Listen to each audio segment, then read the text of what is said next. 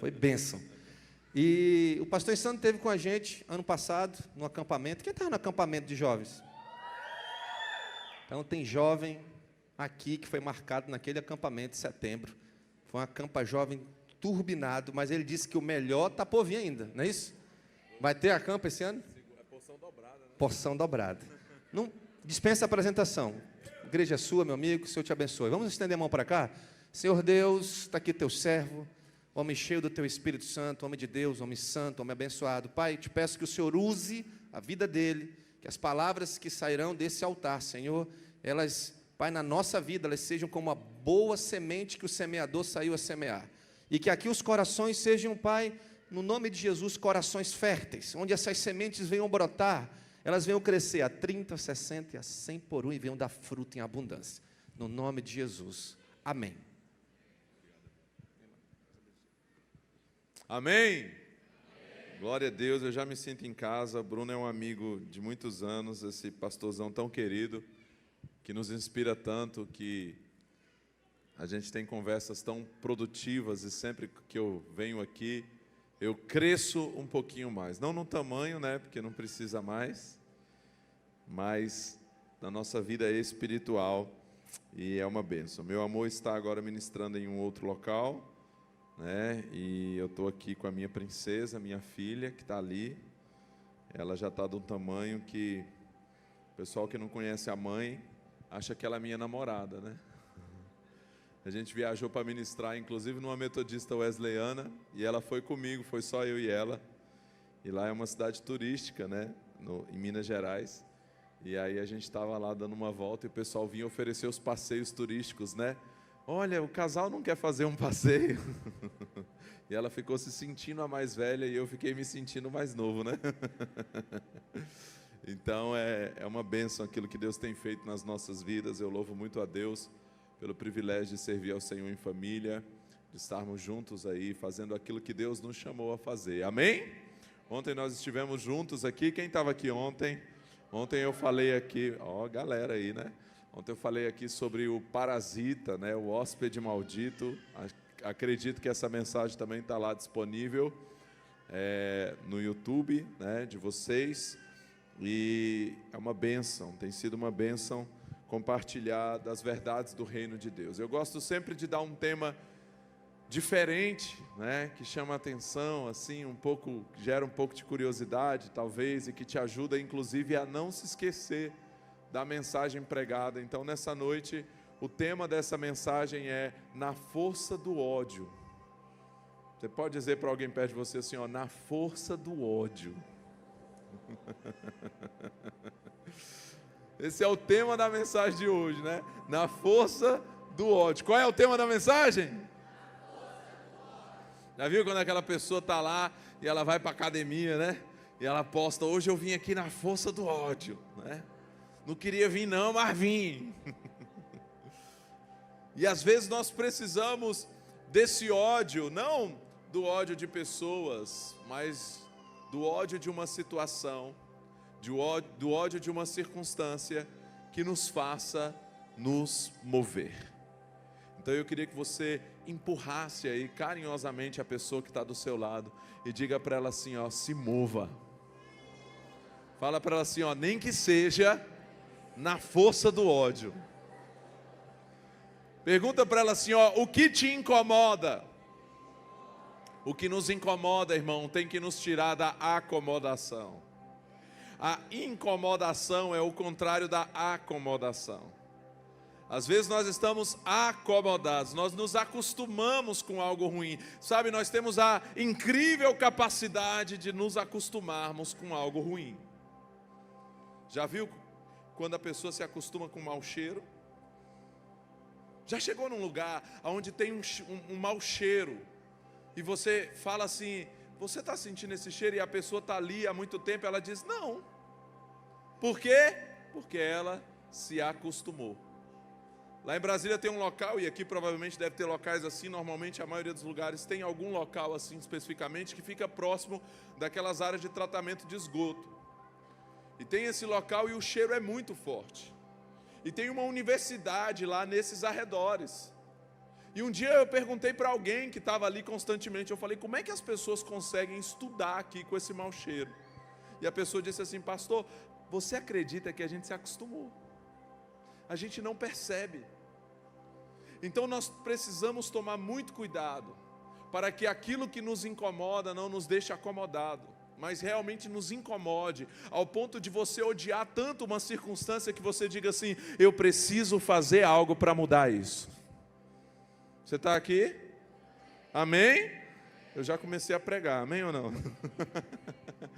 Eu preciso fazer algo para mudar isso.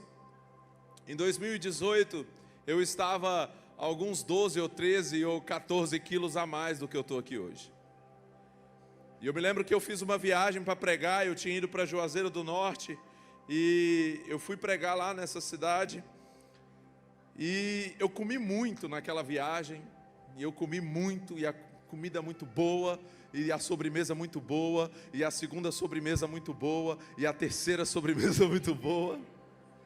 E eu comi muito, e eu me lembro que eu voltei daquela viagem me sentindo mal. E eu cheguei no domingo, eu fui para o culto, e quando terminou o culto, eu saí com a minha família, para depois do culto a gente comer mais. E eu me lembro que eu estava numa hamburgueria, comendo ali, de novo. E eu tirei uma foto, fui fazer uma selfie com a minha família. E quando eu fiz aquela foto, que eu olhei para aquela foto, eu odiei o que eu vi. Eu olhei e falei, não está legal. Eu preciso mudar. E ali eu comecei a tomar algumas decisões de mudar, inclusive de perder aqueles, os 10, 12 quilos aí que foram de lá para cá. Mas eu decidi ser radical com algumas coisas. Eu não estou falando aqui de, agora não posso comer nada, agora não é isso. Mas eu tomei uma decisão. Então nós precisamos realmente olhar para aquilo que nos incomoda e ao invés de murmurar, porque, sabe, diante daquilo que nos incomoda, às vezes a gente tem a tendência de reclamar somente. Fale para alguém perto de você assim, reclamar não vai mudar as coisas. Clamar, sim. Amém? Às vezes nós nos colocamos nesse lugar, daquilo que nos incomoda e a gente começar a reclamar, criticar, murmurar, coisas que não vão mudar, quando na verdade nós deveríamos olhar e dizer, eu preciso fazer algo a respeito disso. Então hoje eu quero falar com você na força do ódio, sobre como nós podemos usar esse ódio como um potencial, essa coisa que nos incomoda como um potencial para em Deus, através do nosso posicionamento, através da nossa decisão, através sim da nossa ação, mas principalmente através do poder do alto. Porque como eu disse aqui ontem, eu não estou falando sobre autoajuda, eu estou falando de ajuda do alto.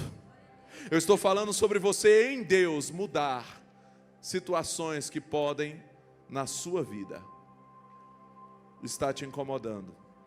E você vai em Deus mudar isso, em nome de Jesus, amém? Eu queria olhar com você alguns textos da Bíblia, eu queria que a gente olhasse aí o texto de Gênesis, no capítulo 30. Quando eu estive aqui, alguns meses atrás, eu compartilhei com vocês que eu estava, desculpa, é 32 mesmo, 30 é depois. Eu estava num propósito de transcrever a Bíblia inteira. Há 2 anos atrás, 2 anos e pouquinho, eu entrei num propósito de copiar a Bíblia inteira. Eu aceitei esse desafio aí, e está aí a conclusão desse desafio no final do ano passado, em dezembro, depois de 738 dias, sem falhar absolutamente nenhum dia.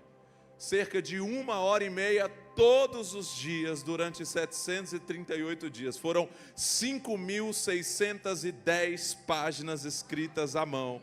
E foram 110 canetas que eu gastei. Porque eu não usei a Bic. Porque teve gente que fez o desafio e gastou só umas 20 Bics. Eu gastei 110 porque eu escolhi uma caneta mais macia, com a escrita melhor, mais cara, mas mais desafiadora. E é tão engraçado que eu comecei a ganhar dessas canetas. Eu tenho umas 5 caixas dessa caneta lá em casa. Mas foi uma experiência extraordinária. E isso tem a ver com esse posicionamento.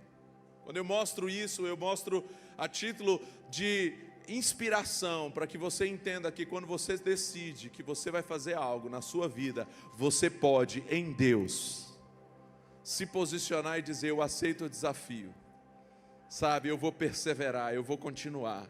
E foi uma jornada desafiadora em muitos momentos. Eu viajo bastante ministrando, então quantas vezes, irmão, eu transcrevi no aeroporto, eu transcrevi em rodoviário, eu transcrevi em avião, transcrevi em ônibus, transcrevi em carro, em vários lugares diferentes. Quantos momentos que eu tive que abrir mão de tantas coisas para poder cumprir aquela meta diária. Mas quando eu comecei esse desafio, há 2 anos atrás, eu falei uma coisa para algumas pessoas que entraram também no desafio, e quando eu comecei a divulgar o desafio, e outras pessoas também começaram a fazer, e nós tivemos mais de 20 pessoas que conseguiram também vencer e terminar, e muitos outros que estão fazendo ainda e terminando os seus, nessa jornada de transcrever. E eu disse assim: olha, se você quer viver aquilo que você nunca viveu, você precisa fazer aquilo que você nunca fez. Nós precisamos decidir sair do campo que nós estamos, para poder aceitar desafios maiores de Deus, para fazermos coisas que nos levem além, que nos estique, que nos faça ir além daquilo que a gente fez. Então eu completei esse desafio, já comecei esse ano num outro desafio de ler a Bíblia toda em 42 dias, que a gente faz todos os anos isso, há 13 anos, desde 2010, a gente faz a leitura da Bíblia toda nos primeiros 42 dias do ano. Já anunciei aqui, algumas pessoas aqui já venceram esse desafio, já participaram conosco e já participaram de outros também. Mas esse ano eu decidi que eu ia um pouco além e que eu ia fazer essa leitura online, conectado com outras pessoas do desafio. O que é um desafio, porque quando você faz a sua leitura do seu tempo, você faz em qualquer lugar, você aproveita os momentos, você está ali, de repente, um momento, você vai dividir na sua leitura, você pode dar uma atrasada, você pode dar uma adiantada. Agora, quando você decide fazer junto isso, coletivamente, e a gente começou a marcar todos os dias, e aí nós estamos entrando todos os dias, às 4h42 da manhã, para ler cerca de 3 horas de Bíblia, todos os dias, online, conectado com várias pessoas do Brasil, e tem sido uma experiência incrível. Então fale para alguém perto de você assim, se desafie. Fale assim: em 2024, aceite novos desafios, de ir além do que você já foi. Amém?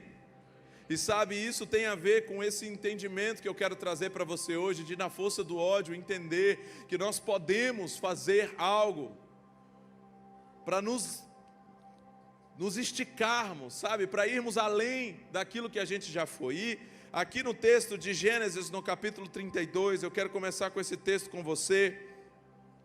Aqui diz assim, 32, a partir do verso 22. Diz assim: durante a noite, Jacó se levantou, tomou suas 2 mulheres, suas 2 servas e seus 11 filhos, e atravessou com eles o rio Jaboque. Depois de levá-los para outra margem, fez passar todos os seus bens. Com isso, Jacó ficou sozinho no acampamento. Veio então um homem que lutou com ele até o amanhecer. Quando o homem viu que não poderia vencer, tocou a articulação do quadril de Jacó e a deslocou. O homem disse: deixe-me ir, pois está amanhecendo. Jacó, porém, respondeu: não o deixarei ir, enquanto não me abençoar.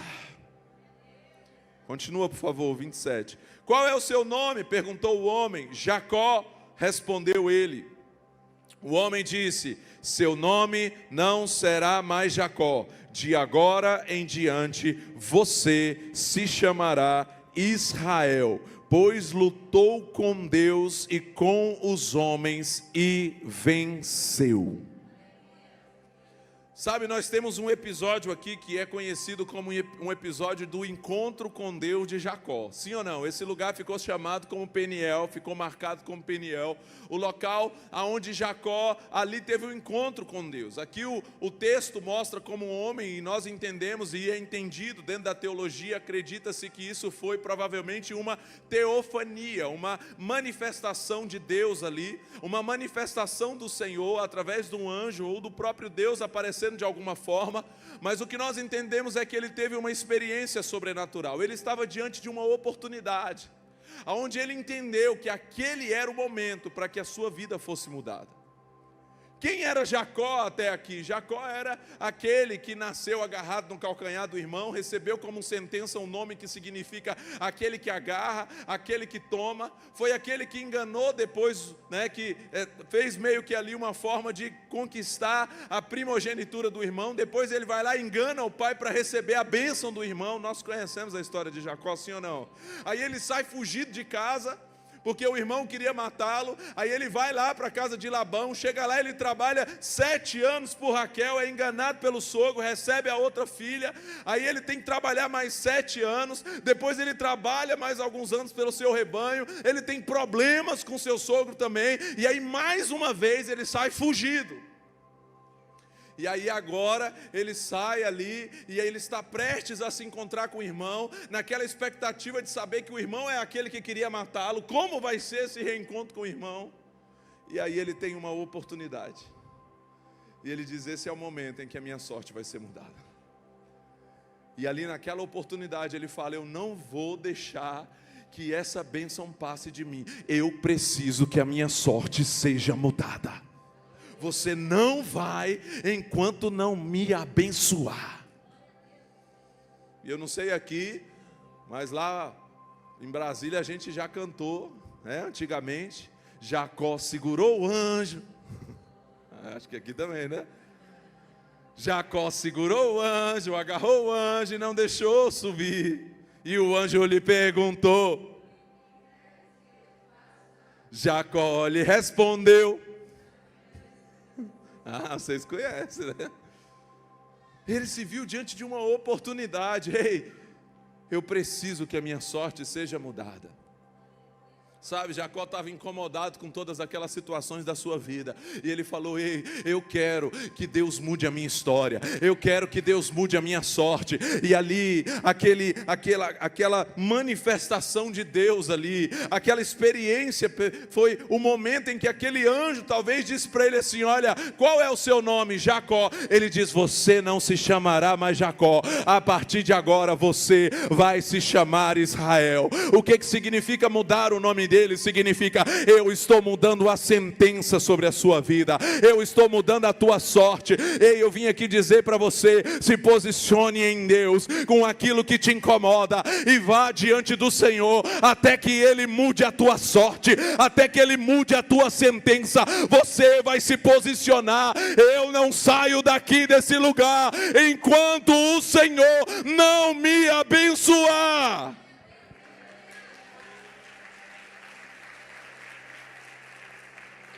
Esse foi o posicionamento dele. E hoje eu vim aqui falar isso para você. Talvez você está vivendo uma situação que te incomoda, ou que talvez você já se acostumou com ela, mas deveria te incomodar. E você precisa olhar para isso hoje e entender que é o Senhor e é em Deus que isso pode ser mudado. Sabe por quê, irmão? Às vezes nós estamos recorrendo a meios, a formas que não podem resolver o nosso problema. Sabe, deixa eu te falar uma coisa: será que você está falando com quem não pode resolver o seu problema? Hoje nós vivemos numa geração que as pessoas, quando elas se incomodam com algo, o que elas fazem? Elas vão postar, né? Aí ela faz um videozinho lá reclamando, vai postar nas redes sociais porque está incomodada com algo. Fale para alguém perto de você: ei, pare de falar com quem não pode resolver o seu problema, e vai buscar naquele que pode mudar a tua história. Você está aqui? Amém? Olha só, Outro texto que eu quero olhar com você, Gênesis 30, um pouco antes disso.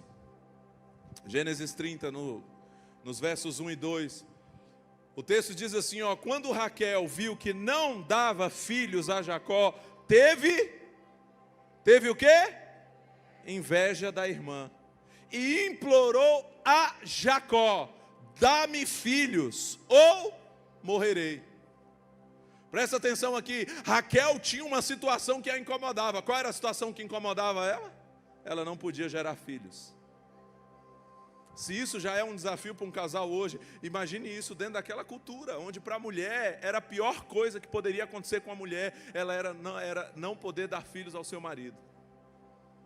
Aquilo a incomodava, ela tinha algo que a incomodava, porém ela estava ali movida pela inveja, sim ou não?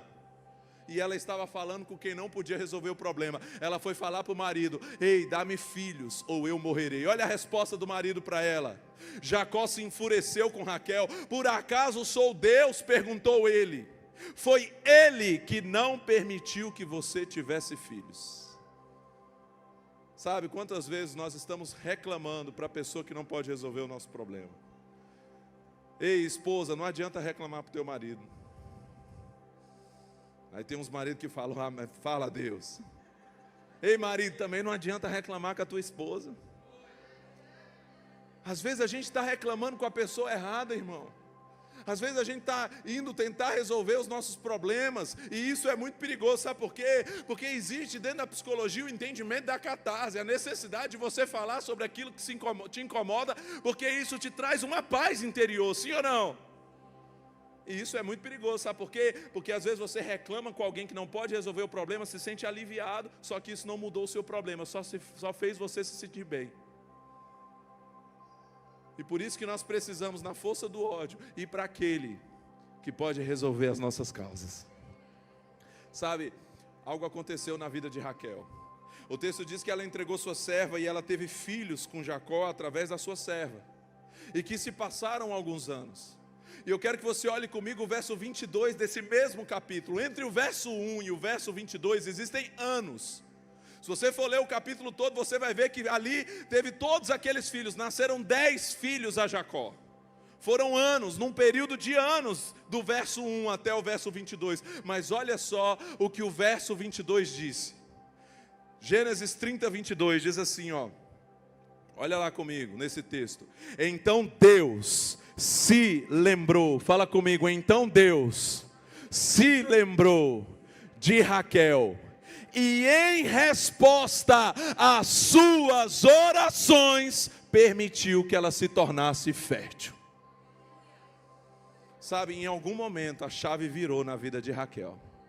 E ela entendeu, não adianta eu ficar aqui reclamando, não adianta eu ficar com inveja, eu preciso ir para a oração. Eu preciso ir em Deus mudar isso. E o texto diz que Deus se lembrou. E em resposta, no plural, às suas orações, o Senhor tornou ela fértil. E eu vim aqui dizer para você que vai ter um momento na sua vida que vai ser dito: e o Senhor se lembrou de você, e em resposta às suas orações, Ele trouxe aquilo que você estava constantemente diante dEle. Não foi em resposta às suas reclamações, foi em resposta às suas orações. Eu não sei se você lembra do Chaves. Quem assistiu Chaves aqui? Eu assisti Chaves. Você assistiu Chaves? Essa nova geração está assistindo Chaves também, né? Lá no Chaves tinha a Pops. Lembra da Pops? Aí a Pops dizia assim: ah, fala tudo pro seu pai. Fala para alguém perto de você assim, ó, fala tudo pro seu pai. Sabe, nós precisamos aprender a levar a Deus as nossas causas. Nós precisamos aprender a como Jacó, a como Raquel, ir diante daquele que pode resolver o nosso problema. Mateus capítulo 15, verso 22, olha outra situação. São inúmeras, eu poderia citar dezenas delas aqui. para você que a Bíblia nos mostra, mas eu vou mostrar para você mais essa. Olha só, Mateus 15, 22. Uma mulher cananeia que ali morava veio a ele, no caso a Jesus, suplicando: Senhor, filho de Davi, tenha misericórdia de mim, minha filha está possuída por um demônio que a atormenta terrivelmente. Verso 23, Jesus não disse uma só palavra em resposta. Ei, se liga aqui nessa parada. Aquela mulher tinha uma situação que a incomodava muito, sim ou não? Ela tinha uma filha que estava endemoniada. E ela viu uma oportunidade. Ei, Jesus, o filho de Davi, o Redentor, o Todo-Poderoso, aquele que faz o cego enxergar, aquele que faz o aleijado andar, aquele que ressuscita mortos, ele está passando aqui, eu não vou perder essa oportunidade. E ela foi.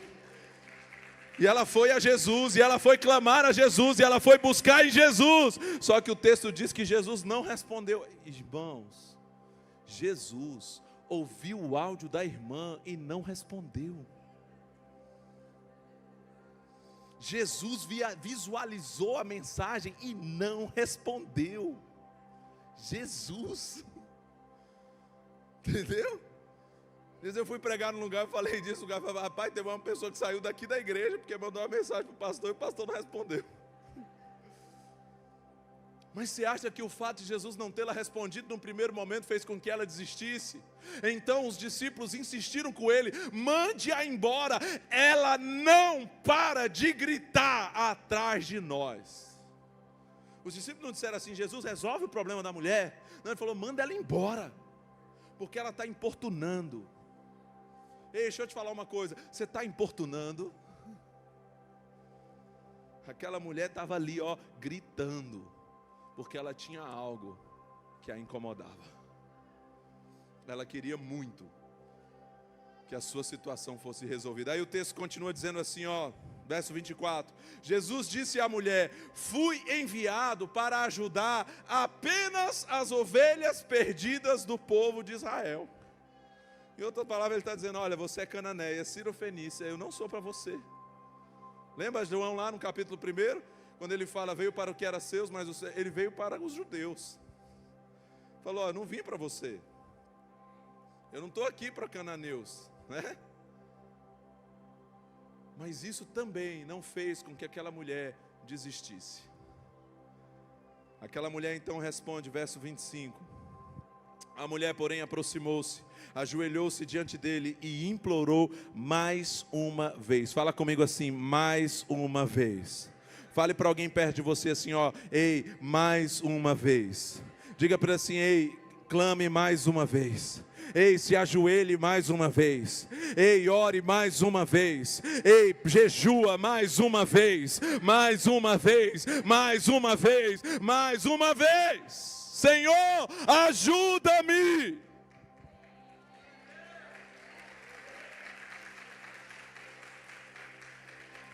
Aí o texto continua dizendo, verso 26, Jesus respondeu: não é certo tirar a comida das crianças e jogá-las aos cachorros. Ele estava dizendo assim: olha, o povo de Israel são os filhos. Vocês cananeus são como os cachorros. Eu não posso tirar a comida dos meus filhos para dar para os cachorros. Irmãos, muitos de nós sairíamos dali #ofendidos. Sim ou não? Ia fazer videozinho para postar na rede. Gente, você acredita que eu vim aqui falar com Jesus? Jesus. Mas aquela mulher não se deteve, ela não foi para o campo da ofensa. Ei, eu vim aqui dizer para você: saia do campo da ofensa, porque a ofensa só te faz ficar mais doente. A ofensa só te afunda mais. Provérbios diz que a sabedoria é ignorar a ofensa, passar por cima da ofensa. Essa mulher não ficou #ofendida, #chateada. O texto continua dizendo assim, verso 27, Senhor, é verdade, disse a mulher, no entanto, até os cachorros comem as migalhas que caem da mesa dos seus donos. Ela disse: nem que seja uma migalha, mas eu preciso daquilo que eu vim buscar aqui hoje. E o texto diz então no verso 28, mulher, olha a resposta de Jesus, já mudou. De cachorro ela foi promovida a mulher. Jesus chamou ela como ele chamou sua mãe, mulher. Mulher, sua fé é grande. Disse-lhe Jesus: seu pedido será atendido. E no mesmo instante, a filha dela foi curada. Aleluia! Ei, irmão, insista mais um pouco, até que seja dito ao teu respeito, que no mesmo instante, a resposta do Senhor veio. Que o Senhor lhe concedeu aquilo que você clamou, aquilo que você insistiu, aquilo que você perseverou. Sabe, Jesus, quando nos ensina a orar, uma das parábolas que ele conta, ele diz a respeito da oração: vocês deveriam ser como aquela viúva que estava diante de um juiz dizendo: julga a minha causa, julga a minha causa, julga a minha causa, insistentemente, até que aquele juiz disse: eu não temo a Deus e nem aos homens, mas eu não aguento mais essa mulher me enchendo a paciência. Isso é sobre importunar Deus. Nós precisamos importunar Deus, irmão. Não é porque Deus não ouviu da primeira vez que você clamou, mas é porque muitas vezes Deus permite você insistir para saber até que ponto você quer mesmo. Sabe por quê? Porque tem coisa que a gente não quer de verdade, não. Já fez aquela oração que você foi mudando no meio do percurso, assim, você orou, mas depois você não era bem o que você queria. É verdade ou não é? Mas aquilo que é uma necessidade de verdade, aquilo que você está odiando de verdade a situação, isso vai fazer com que você insista. Então um dos motivos é porque isso filtra aquilo que é realmente uma necessidade. E o outro motivo é porque existem coisas que são liberadas para nós, mas elas são resistidas no mundo espiritual. Lembra quando Daniel estava lá de jejum, e o anjo no 21º dia aparece e diz assim: olha, desde que você se colocou a orar, a resposta já foi liberada. Porém por 21 dias eu fui resistido no mundo espiritual. Então, irmãos, existem coisas que já foram liberadas na sua vida, mas elas não chegaram até você ainda, porque elas estão travadas no mundo espiritual. E através do seu jejum, através da sua oração, através do seu clamor, através do seu posicionamento em Deus, você vai desbloquear coisas que já foram liberadas para você. Você pode dizer amém? Então é você se mover desse entendimento, se posicionar em Deus. 1 Crônicas, no capítulo 4, nós temos genealogias. Os primeiros capítulos de Crônicas, nós quando terminamos ali Reis, aí entramos em Crônicas, então volta lá para Adão e começa a traçar todas as genealogias até chegar ao rei Davi, para então falar sobre os reis de Judá. Davi e os reis de Judá. Então você tem nos primeiros capítulos de Crônicas, a gente sabe bem quem faz o desafio, né? Porque essa parte é bem desafiadora. E aí você tem ali cerca de 8 capítulos só de genealogias. Mas eu acho interessante porque no capítulo 4 de Crônicas, no meio de uma genealogia, a Bíblia para aquela genealogia para destacar um homem. E lá em 1 Crônicas, esse eu não te dei aí, né? Mas é 1 Crônicas capítulo 4, versos 9 e 10. A Bíblia para falar em apenas 2 versículos da Bíblia. Dos 31.102 versículos da Bíblia, só 2 fala desse cara. Destacado no meio daquela genealogia, lá em 1 Crônicas, no capítulo 4, lá no versículo 9, você vai ver isso. Olha lá, a genealogia para então e fala assim, ó: havia um homem chamado Jabez, mais respeitado que qualquer um de seus irmãos. Fala comigo assim: mais respeitado do que qualquer um dos seus irmãos. Mas por que ele era o mais respeitado? Aí, nesses 2 versículos, vai contar a história dele. Sua mãe lhe deu o nome de Jabez, porque disse: eu o dei à luz com muita dor. Sabe o que significava o nome de Jabez? Aquele que causa dor. Jabez carregava uma sentença na vida dele: aquele que causa dor. A gente sempre sabe que dentro da cultura judaica, o entendimento do nome era algo muito importante, por isso nós vemos Deus mudando o nome de pessoas. Porque era sentença sobre aquela pessoa. Tanto que esse Jacó, né, que a gente falou aqui, teve o seu nome mudado, e ele também mudou o nome do seu filho. Por quê? Porque a Bíblia fala que quando ali o primeiro filho de Raquel nasceu, o segundo filho de Raquel nasceu, na verdade o segundo, né? Que também foi concebido em dores, qual foi o nome que ela deu para ele? Benoni, porque foi concebido em dores, porque a fez sofrer muito. Aí Jacó, como um pai, se posicionou e falou, não, ele não vai se chamar Benoni, ele vai se chamar Benjamim. Lobo que despedaça a presa pela manhã e reparte o despojo à tarde. Ali a sorte dele foi mudada. Amém ou não? Então o nome representa isso. Jabes tinha uma sentença sobre a vida dele, aquele que causa dores. Só que em algum momento da vida dele, ele falou, eu não quero carregar essa sentença na minha vida, Deus muda a minha sorte. E a Bíblia diz então aqui nesse texto, olha lá, ó, no verso seguinte, no 10, a Bíblia diz assim, Jabes orou ao Deus de Israel. Fala comigo, Jabes orou ao Deus de Israel. Ah, como seria bom se me abençoasses e expandisses meu território. Sê comigo em tudo que eu fizer e guarda-me de todo mal e aflição. E Deus atendeu o seu pedido.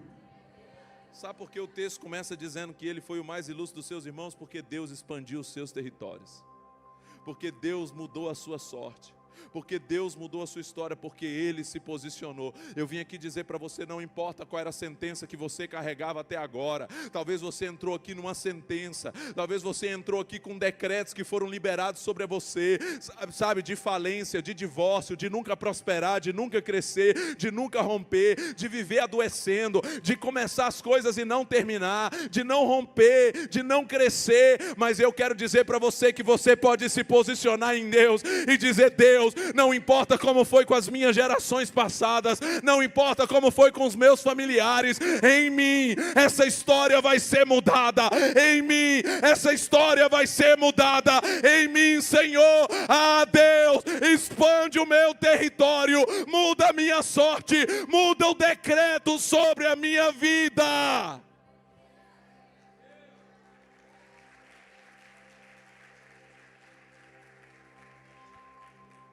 Irmãos, eu detectei das minhas gerações, das pessoas que vieram antes de mim, de avós, inclusive dos meus pais, algumas maldições que vinham perseguindo a minha família. E eu falei, Deus, na minha vez isso vai ser diferente. Eu decido mudar isso, Deus.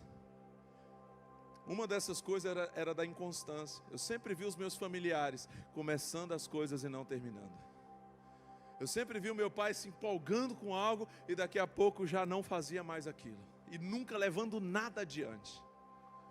E eu falei, Senhor, eu vou ser aquele que vou começar as coisas e vou terminar.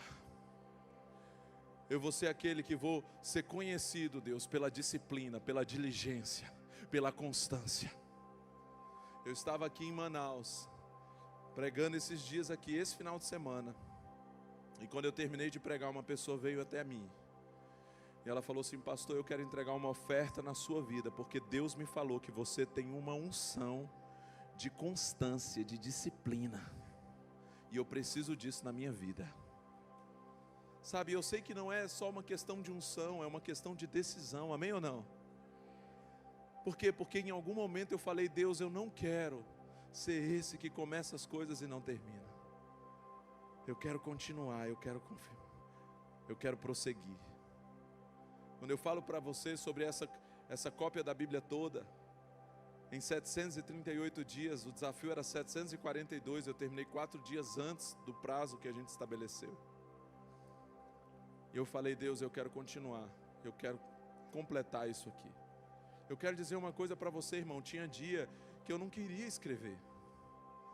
As pessoas falam assim, nossa pastor, você gosta, né? Não, tinha dia, irmão, que eu não estava afim.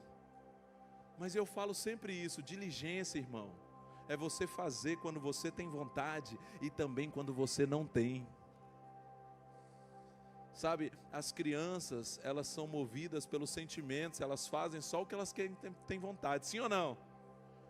Mas sabe qual é um sinal de maturidade na nossa vida? É fazer o que é certo, independente de como a gente se sinta. Tem dia, irmão, eu falei aqui ontem no Parasita, né? Tem dia que a gente vai desejar coisas que desagradam a Deus e é normal desejar. Ei, irmão, eu sou pastor. Tem dia que eu estou indo para a minha igreja, que eu pastoreio, que eu vou pregar. Eu estou indo, dirigindo o meu carro e dizendo: Senhor, o Senhor sabe que hoje eu não queria ir para a igreja.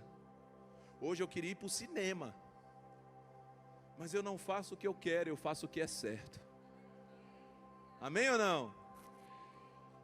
E aí normalmente nesse dia, né, é o dia que mais extraordinário, né? O irmão me procura no final e fala: pastor, que mensagem inspirada. Hoje o senhor estava inspirado, hein? Falei: tu nem sabe que eu não queria nem ver tua cara hoje. A vontade era ficar em casa.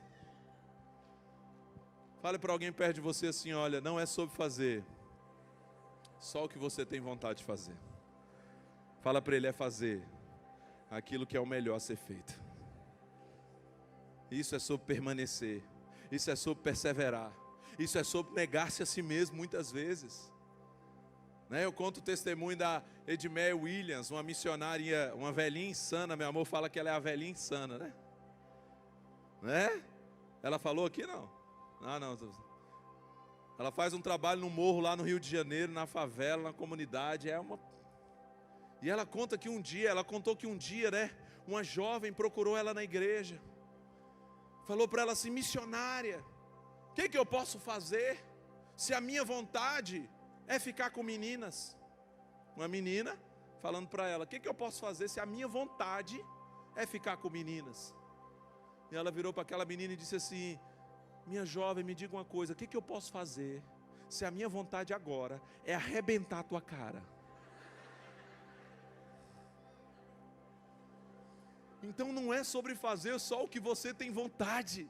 Bem-aventurado, irmão, são aqueles que conseguem fazer aquilo que não tem vontade, mas que sabe que é o melhor a ser feito.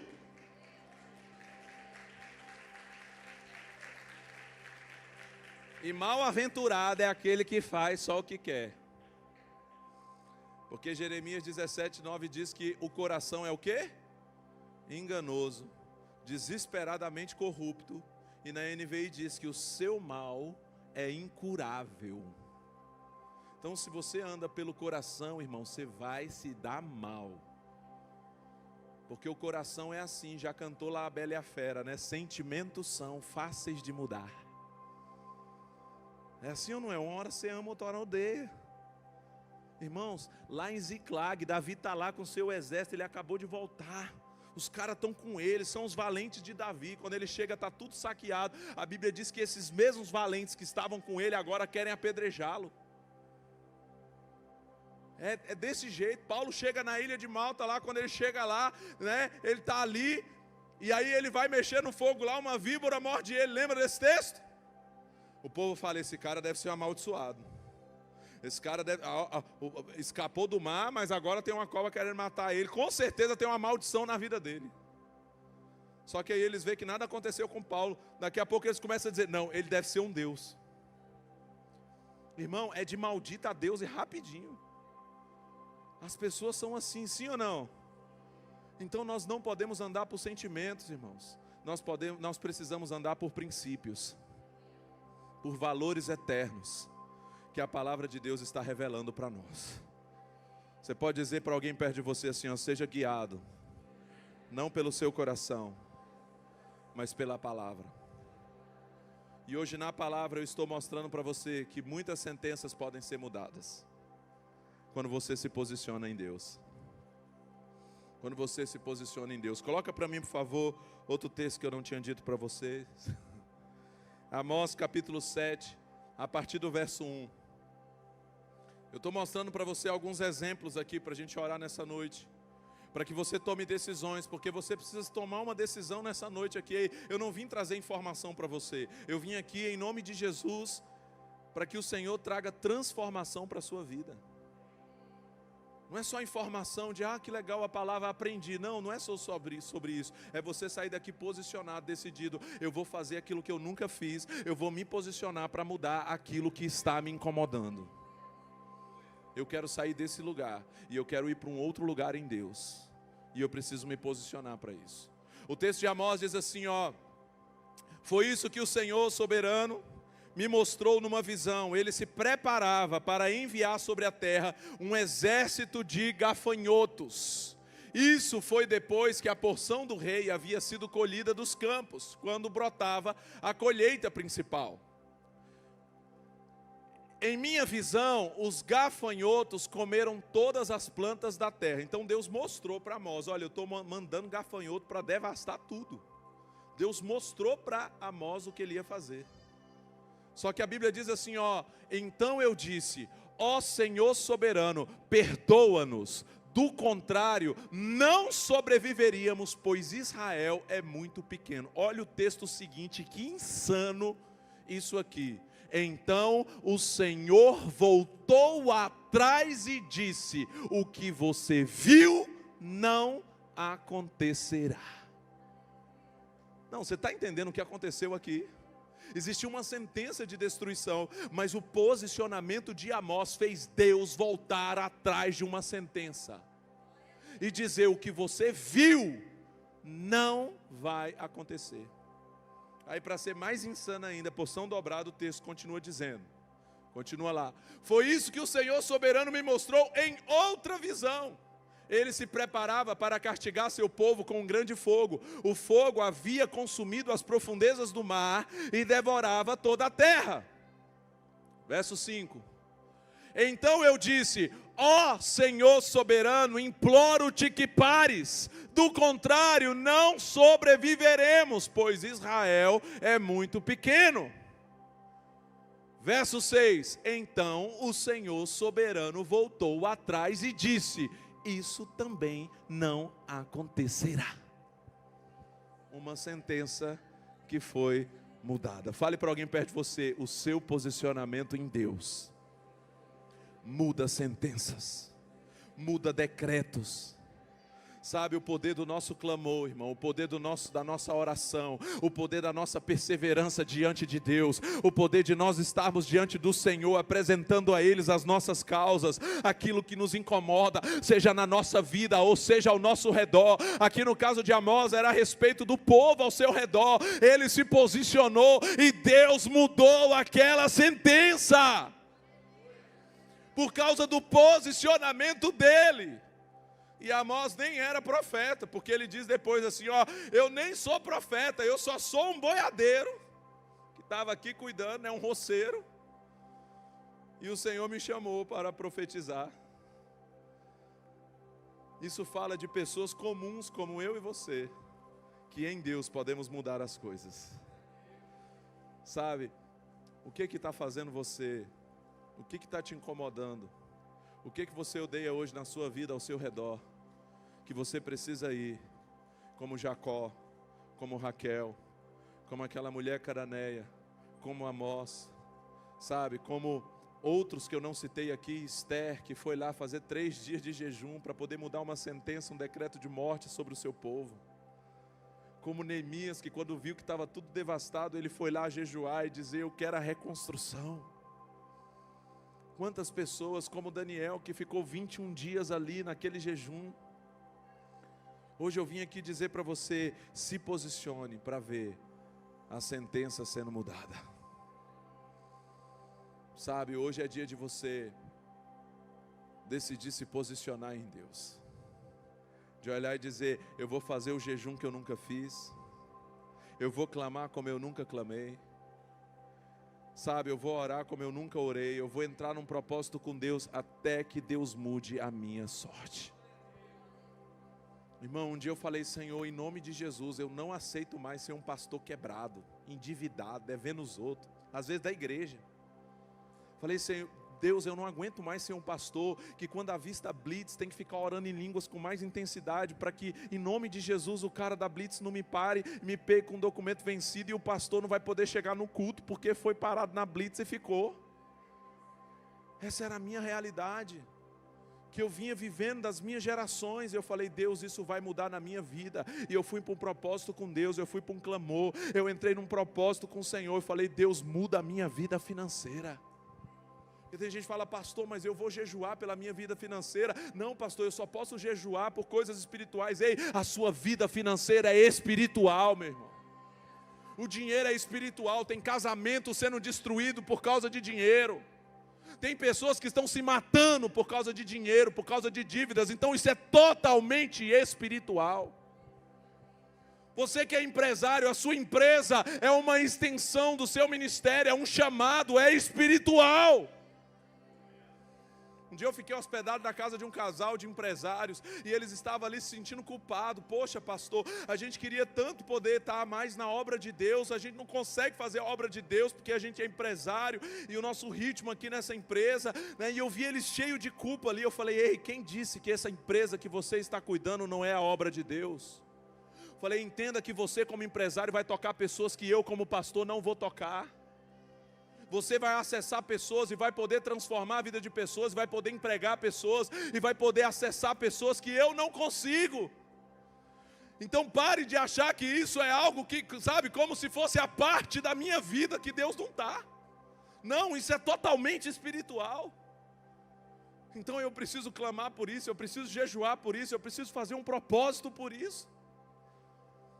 Fale para alguém perto de você assim, ei, faça um jejum por essa área da sua vida. Jejuns destravam, irmãos. A Bíblia diz que tem demônio que só sai com jejum e oração. Sabe o que é isso?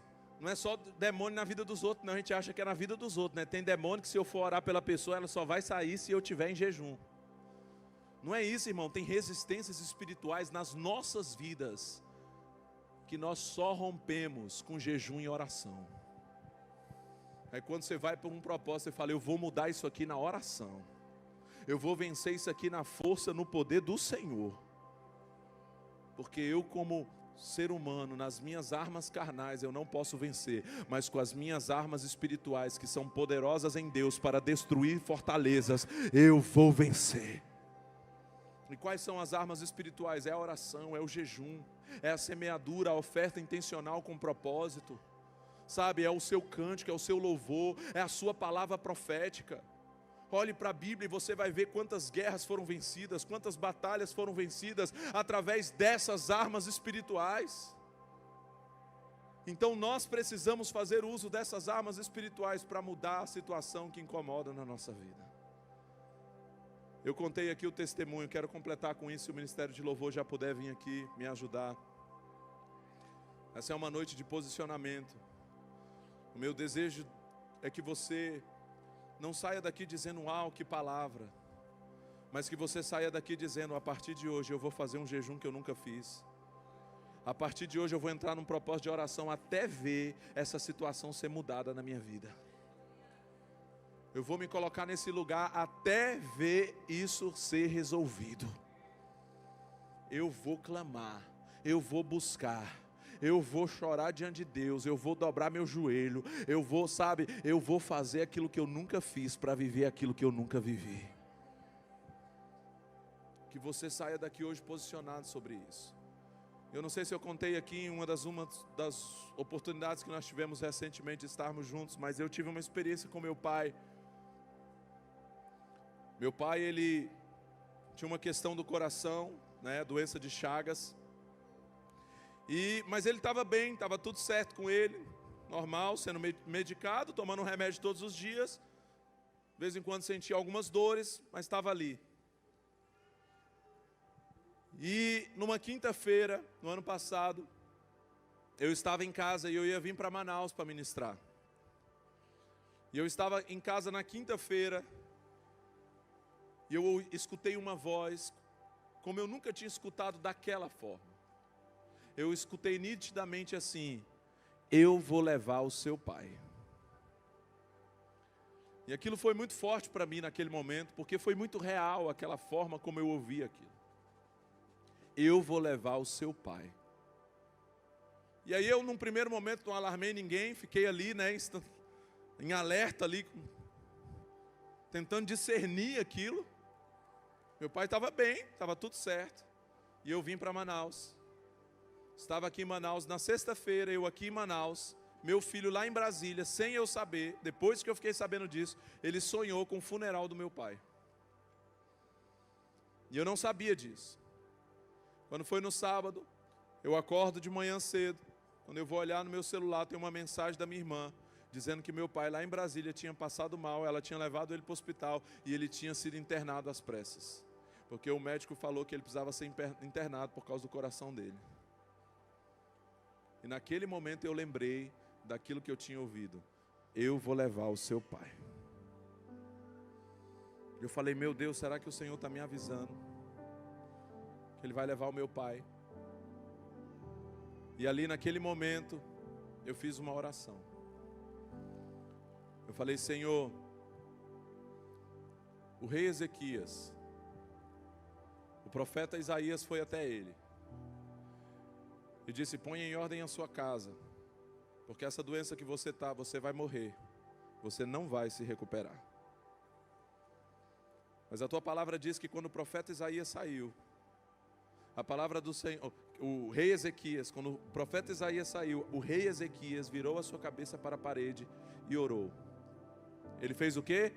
Ele orou. E ele disse, lembra, Senhor, como eu tenho te servido com fidelidade e devoção sincera, tenho feito o que tu aprovas. E ele chorou amargamente. A Bíblia diz que antes que o profeta Isaías deixasse o pátio intermediário do templo, a palavra do Senhor veio a ele e disse, volte e diga ao meu servo Ezequias que eu vou curá-lo. Deus mudou a sentença sobre ele, sim ou não? Acrescentarei 15 anos de vida a ele e o livrarei do rei da Síria. Sabe, naquele momento a sentença de Ezequias foi mudada. Irmãos, mais 15 anos de vida. Deus marcou a data ainda. É muita moral, sim ou não? E eu falei, Senhor, Ezequias, lá na antiga aliança, ele teve a sentença mudada sobre a sua vida e recebeu mais 15 anos de vida. Eu falei, eu estou na nova aliança, que a tua palavra diz que é uma aliança de promessas superiores. Eu estou em Cristo. Senhor, eu quero mais 20 anos, no mínimo, de vida para o meu pai. Essa foi a minha oração insana, irmão, ousada ali naquela hora. Sabe, quando foi um pouco tempo depois, meu amor que estava em Brasília postou uma foto no grupo e me mandou. Uma foto dela voltando com meu pai de carro para casa. Disse, amor, eles examinaram ele, disseram que não tem nada, liberou ele para voltar para casa. Passou alguns dias, meu pai foi fazer os exames. Ele falou, agora eu quero ver, né? Como é que está esse coração? A médica olhou e falou assim, o que disseram que você tinha? Ele falou, eu tenho há anos chagas, eu tomo remédio para chagas há anos. Ela olhou para ele e disse, você não tem um coração de quem tem chagas. Você não precisa mais tomar esse remédio. Sabe, hoje eu vim aqui dizer para você que o nosso Deus é um Deus que escuta orações. Hoje eu vim aqui dizer para você que o nosso Deus é um Deus que muda sentenças. Sabe, esse Deus é o mesmo ontem, hoje e eternamente. Ele continua sendo um Deus de respostas. Ele continua sendo um Deus que nos responde. A pergunta é, será que você está insistindo? Sabe, será que você está aí nesse lugar? Eu falo, Deus, esse final de ano eu decidi fazer um jejum como eu nunca tinha feito. Eu falei, Deus, eu quero fazer um jejum prolongado. Eu tinha ficado no máximo 3 dias. Esse tinha sido o meu máximo, né? Não sou que nem o pastor Bruno assim que faz isso. Tinha ficado no máximo 3 dias só na água. Eu falei, Deus, eu quero ir além dos meus limites. Eu quero ir um pouco mais. E eu fiz um propósito mais extenso, de mais dias ali só na água. Porque eu falei, Senhor, eu quero ir além do que eu já fui. Eu quero viver o que eu nunca vivi na minha vida. E eu comecei esse ano já vivendo experiências diferentes de tudo aquilo que eu já vivi. Por quê? Porque essas coisas são provocadas. Jesus disse que aquele que pede, recebe. Aquele que busca, encontra. Irmãos, está disponível para todos, mas nem todos acessam. Eu não sei você, mas eu quero acessar. Está disponível para todos, é de graça, né? Falou, está disponível para todos, mas tem um preço. Qual é o preço? O preço da busca. Porque ele disse, quem pede, recebe.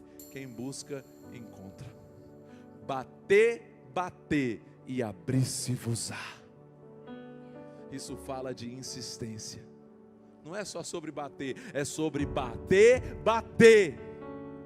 É sobre insistir um pouco mais. É sobre aquela mulher estar ali gritando até que ele te responda. É sobre estar ali dizendo, Senhor, estou aqui de novo, muda a minha história, muda a minha sorte.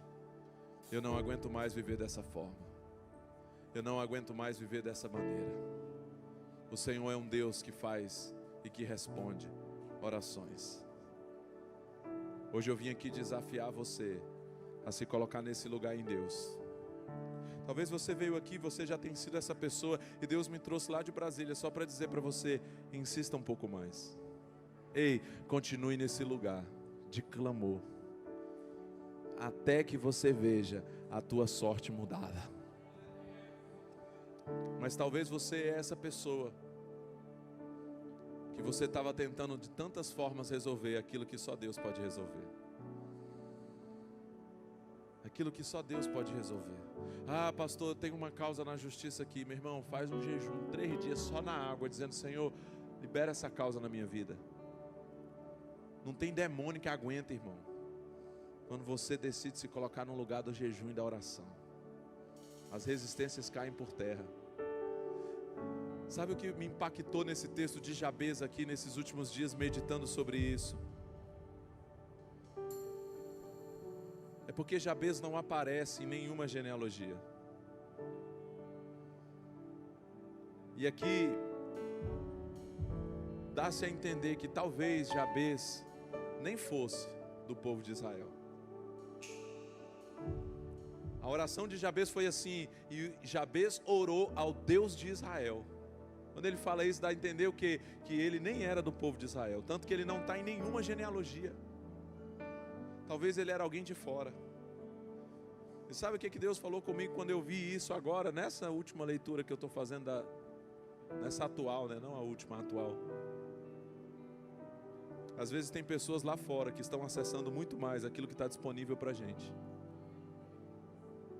Aquilo que está disponível para a gente. Às vezes tem pessoas que entenderam isso, que estão clamando, que estão buscando em Deus. E às vezes a nossa religiosidade, não, pastor, não vou aqui jejuar pela minha vida financeira, não, porque isso são coisas materiais. Não, irmão, isso é totalmente espiritual. Você vai jejuar para Deus mudar a sua sorte financeira. Você vai entrar num propósito com Deus de dizer, Senhor, eu quero viver um novo tempo da minha vida. Eu tenho dito lá na igreja, o desejo de Deus é que a gente seja aquele que pode doar. Deus não quer, sabe, que você seja aquele que tem que ficar pedindo, não. Deus quer fazer aquele que você pode dar. Aquele que pode doar, aquele que pode abençoar os outros, porque maior coisa é dar. E talvez hoje você está na posição de pedir, mas você vai clamar ao Senhor, Deus, muda a minha sorte. Porque eu quero ser aquele que pode financiar os projetos. Eu quero ser aquele que pode abençoar os outros. Sabe, muda a minha sorte, muda o meu decreto, muda essa situação na minha vida, muda essa situação na minha família, muda essa situação na minha cidade. Use as armas espirituais que Deus te deu e na força do ódio, vai lá, saia da acomodação e entre na incomodação que te move a fazer alguma coisa. Fique de pé no seu lugar hoje. Fique de pé no seu lugar hoje.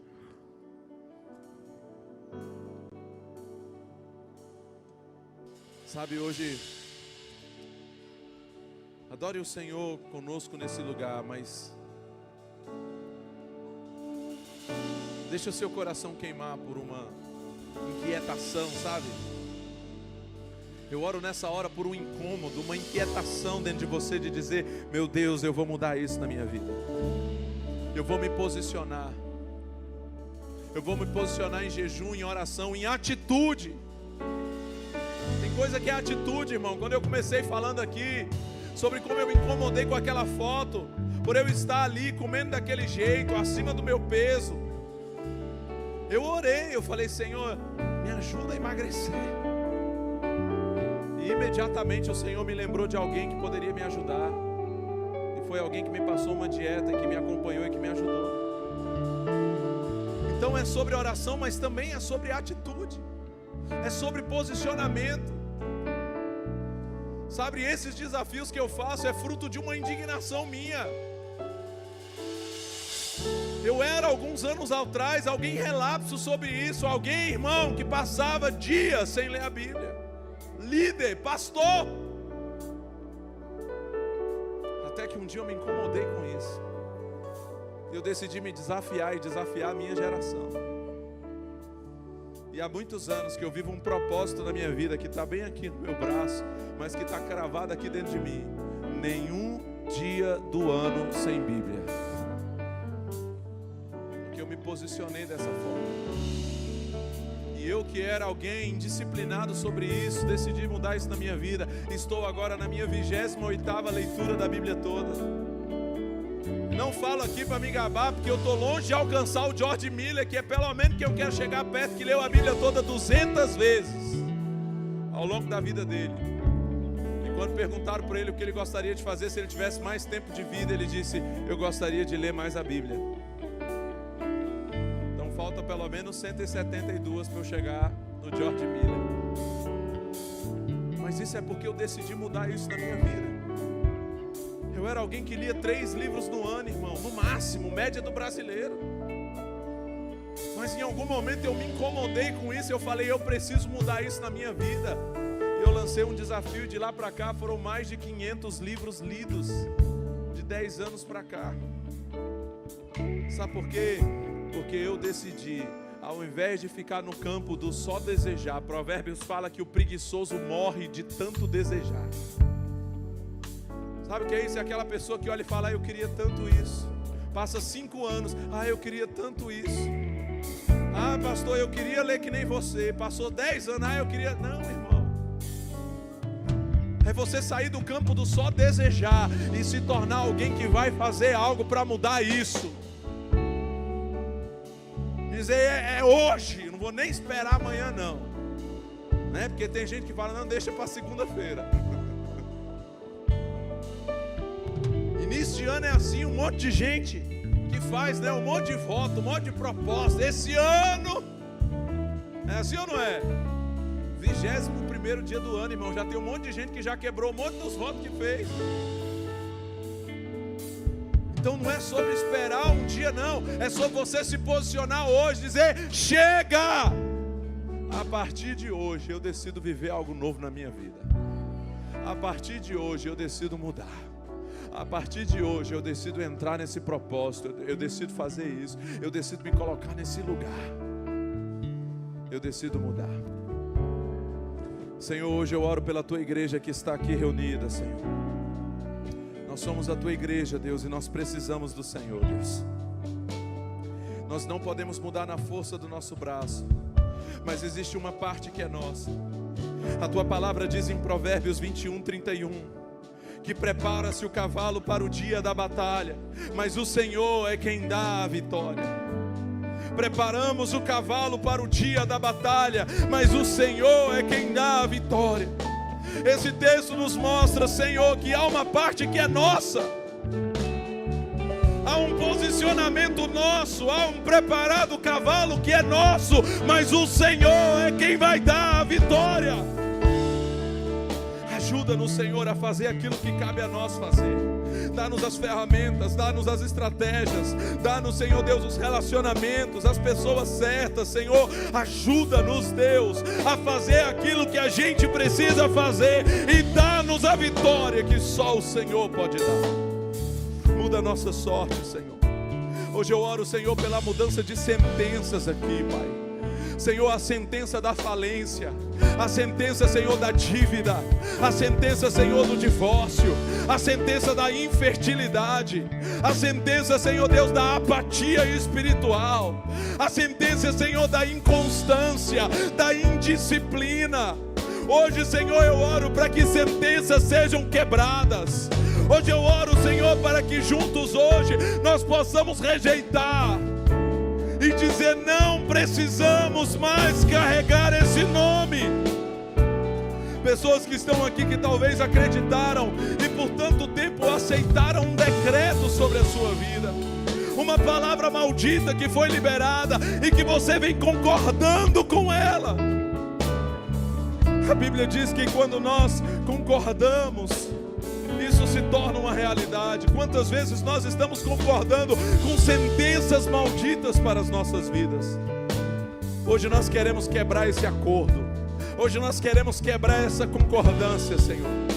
Hoje, em nome de Jesus, nós não concordamos com o divórcio, nós não concordamos com a dívida, com a falência, com a miséria, com a falta, com a escassez. Hoje, Deus, nós não concordamos, Pai, com sentenças que foram liberadas sobre nós. Que nós vamos viver a boa, a agradável e a perfeita vontade do Senhor. Nós vamos viver aquilo que Provérbios 10:22 fala, que a bênção do Senhor enriquece e não acrescenta dores. Nós vamos viver shalom, nada quebrado, nada faltando, nada fora do lugar.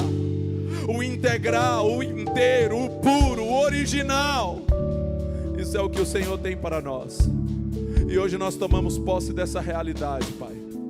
Hoje nós rejeitamos sentenças. E hoje nós dizemos: muda a nossa sorte, Senhor. Lembra-te de nós como o Senhor se lembrou de Raquel. Muda a nossa sorte como o Senhor mudou a sorte de Jabez. Muda o nosso nome, o nosso decreto como o Senhor mudou de Jacó. Atenda o nosso clamor como o Senhor atendeu daquela mulher sirofenícia.